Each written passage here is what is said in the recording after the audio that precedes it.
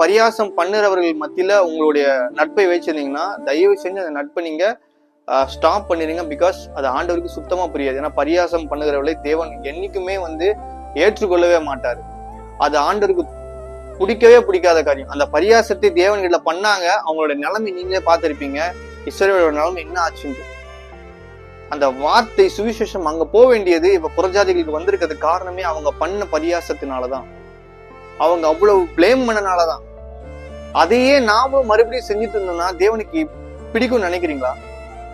அப்போ தயவு செஞ்சு ஒண்ணு புரிஞ்சுக்கோங்க பிரியமானவர்களே. நாம மற்றவங்களை குறிச்சு கிண்டல் பண்றது, கேலி பண்றது, ஒருத்தங்களை பாடி ஷேமிங் பண்றது, இல்ல ஒருத்தங்களை திட்டுறது, இல்ல ஒருத்தங்களை ஃபன் பண்றதுன்னு சொல்லி ஃபன் பண்றோம் நாங்கன்னு சொல்லிட்டு காமெடி பண்ணிக்கிட்டு இருக்கிறது, அவங்க இல்லாத போது அவங்கள பத்தி பேசுறது, இதெல்லாத்தையும் நம்ம பண்ணிட்டு இருந்தோம்னா தயவு செஞ்சு சொல்றது நீங்க பண்றது பரியாசம். நீங்க அப்படி பண்ணிட்டு இருந்தீங்கன்னா ஆண்டவர் உங்களை